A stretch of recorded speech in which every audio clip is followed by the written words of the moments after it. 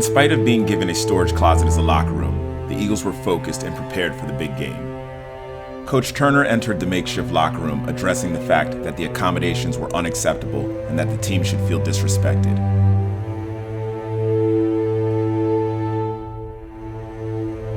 Shifting his motivation from anger to compassion, Coach Turner would remind the team that the Gonzaga community was still mourning a tragic loss.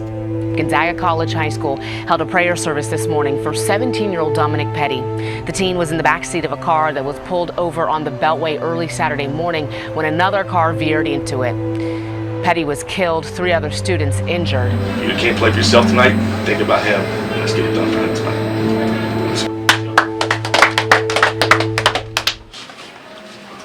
Let's have fun tonight. 1, 3 together. 1, 2, 3 together. Yeah, let's go, guys. Get warm up, man. Let's go.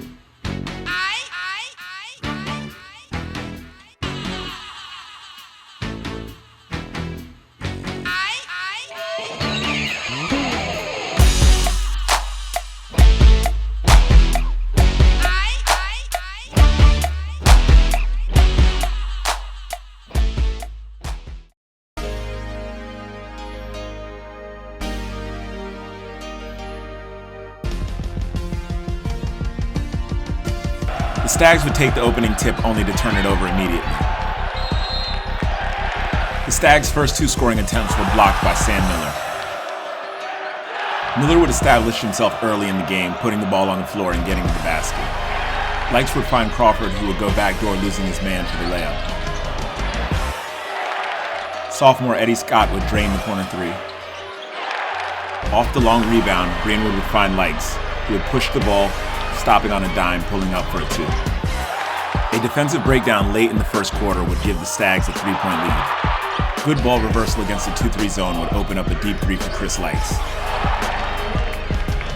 Off of Dredd's missed 3-pointer, Chris Likes would outjump DJ Harvey for the offensive rebound and feed Nigel Stewart for the layup. On the next possession, Likes would spot up and hit a deep 3. A bad pass by the Stags would land in the freshman Prentice Hubb's hands. He'd go the length of the floor and finish with a 3-point play. Fultz would go underneath the Miller screen, allowing Likes to hit a deep 3. Miller would intercept a pass and then immediately turn the ball over. Hub would get to the basket, drawing a goaltending call. An intentional kick ball was missed by the referees. The Stags would go on a break and finish with a dunk. The Eagles would have a few defensive breakdowns and only go into half up by 2. The next 16 minutes is going to be a game of runs. It's going to be a team that can make the most stops that wins this game. A team that can get on the ball and scrap for loose balls. A team that makes free throws. The little things are going to matter over the next 16 minutes. The smartest team is going to win this game, and the toughest team is going to win this game. Guys, we got to step in to help each other. That's it. We're at our best when the ball is moving. All right, we're making them play defense. They don't want to play defense, and when they do, they overplay. We backdoor them. Keep going to that success. Move the ball. Keep it hot. We get the rebound. We cannot turn the ball over. Rebound, make a good outlet pass. Guys, every possession is valuable. 16 minutes to championship. Y'all want it or not? Cut down their second chance opportunity. It's got to be multiple efforts every single play, fellas. Every loose ball, every shot that goes up, got to be ours. They can't score after we score. Gotta short the court. They cannot score after we score. You got to want this right now. 16 minutes. Finish it up. 1, 3 together. 1, 2, 3 Yeah, together. let's go, guys. We're going to do it. On 7-10 defense. right now. Defense wins this game. Come on. Sam, we need you acting. Sam, let's go. Sam. The Stags would come out applying defensive pressure, forcing a turnover by Crawford. The Eagles came out of the locker room flat, and the Stags took advantage, pushing the ball. Fultz would spin away from 3 Eagles defenders, hitting a fall-away jump shot. Miscommunication led to a wide-open 3, and failure to box out would give them a 3-point play.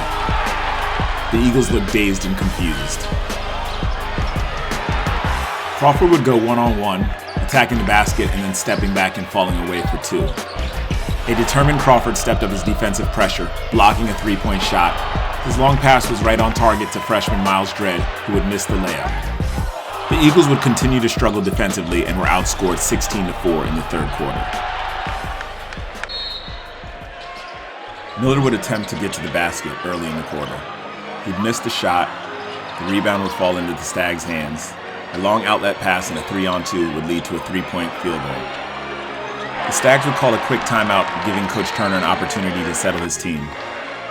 The philosophy was one possession at a time, and on the first possession, Chris Likes would penetrate and dish it off to Sam Miller for a layup. On defense, freshman Prentice Hub would be all over his man, forcing the turnover. With his back to the basket, Miller would back his man down, spin, and find Hub at the top of the key for the three-pointer. Coach Turner called a full timeout to talk to his team. The Eagles trailed by 8 points with 6 minutes and 33 seconds remaining. The Eagles playing man-to-man would apply excessive pressure to the ball. Sam Miller would poke it free. The Stags nearly stole the ball back, but Jabari Greenwood was able to tip it forward to Likes. He would find Crawford, who would miss the reverse layup. Greenwood would miss the putback attempt. Hub's tip would hit the back iron. Greenwood would get the offensive rebound, go up, get his shot blocked right in the hands of Hub, who would put it in. On the ensuing possession, Hub would anticipate the pass, get the steal, and go to the basket. He would draw an intentional foul. The Stags were losing their composure. Hub would miss his first free throw and make the second. Retaining possession after the flagrant foul, Crawford would penetrate and kick to Hub. Hub would shoot the three, nothing but net. The freshman had single-handedly brought the Eagles back into the game. His stat line in a little bit over a minute of play were 2 steals and 9 points. Only up by 2 now, the Stags would settle their offense. They would find DJ Harvey at the top of the key for the three-pointer. The Stags were now up by 5. Determined not to let the game slip away, Chris Likes would attack the basket. A nasty crossover, attacking the defender with his body, and finishing in the paint.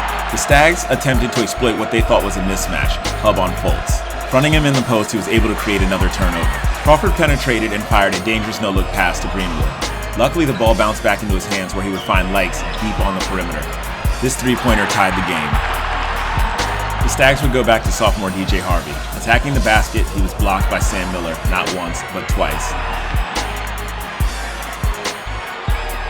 The Eagles were patient on the other end of the floor, taking their time, moving the ball, executing their offense. Hub would find Miller, who would make the quick move to the basket, scoring on the reverse layup. The Eagles led by 2 with a minute 10. The DeMatha star Fultz was clearly frustrated by the pressure applied from freshman Prentice Hub. He would go inside and back outside, and Hub was all over him. He would force the fall-away jump shot that hit front rim, and the Eagles would recover. Likes, who no question had the hot hand, would try to force it on his own. He'd drive to the basket and get it rejected. With under 2 minutes left remaining, the Stags would push the ball up court. Frantically looking for some type of offense, they would get it to Fultz, who would shoot the contested shot. An offensive rebound and shot attempt were disrupted by the length of Sam Miller. He would secure the rebound, and the Eagles would have an opportunity to go up by 4. With 19 seconds on the shot clock and 1:10 remaining in the game, Coach Turner would call a timeout from the bench. Unable to get the early look that they wanted, Crawford was forced to drive to the basket, shooting a wild shot as the clock went down. DeMatha coach Mike Jones would take a timeout with 45 seconds remaining. With Hub blanketed all over the DeMatha sharpshooter Darling, they would move the ball, getting it to Fultz. Using a screen, he would go to the basket and get it rejected. Fortunately for DeMatha, the official behind the play would call it a foul. Fultz would go on to make his 2 free throws, tying the game at 53.